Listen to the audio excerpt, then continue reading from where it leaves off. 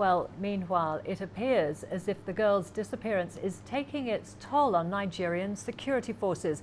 The army and Yobe police are blaming each other for the abductions. Yobe police officers claim the militants attacked Dapchi because the army had withdrawn from the area. However, the military maintains it pulled out of Dapchi because calm had returned to the area. Well, the army claims it handed over security control to the Yobe police and blames local officers for the bungle. Yobe's police commissioner, however, denies any handover took place and says the military failed to inform him of its intention to withdraw.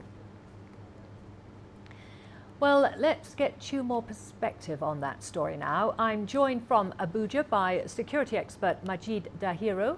Majid, thank you very much for joining us. Opposing claims there from the Nigerian army and the police over the Dapchi abductions. Is this cause for concern? Exactly. The interagency rivalry between security agencies in Nigeria in the theater of war, in the war against insurgency, has become a cause for concern. And the latest abduction of the schoolgirls from a government school in Dapchi is a major setback for the war against insurgents.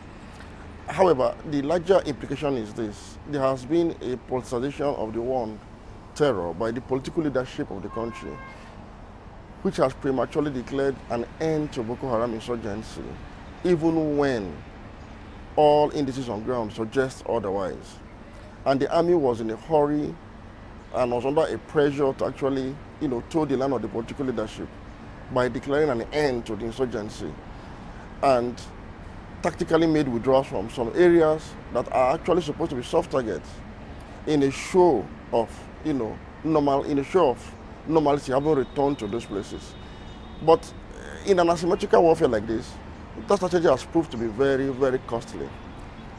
Okay, well, Majid, we've seen several statements, retractions and apologies from authorities since the girls disappeared. What are the challenges in the region when it comes to getting information across?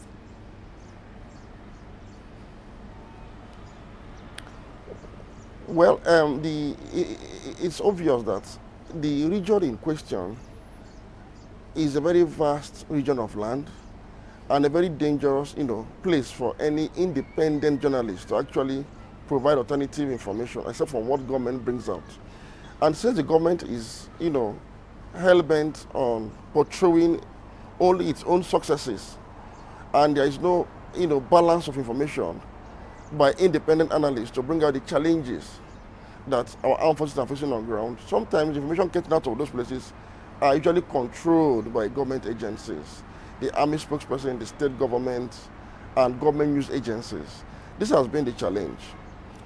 But incidentally, with the abduction of the schoolgirls from Dapchi government school, it has, thrown open a whole new conversation about the issue of the entire war on terror and the need for the government to change its strategy from simply trying to score some very cheap political points against the former administration, which has proved very costly for national security as a nation.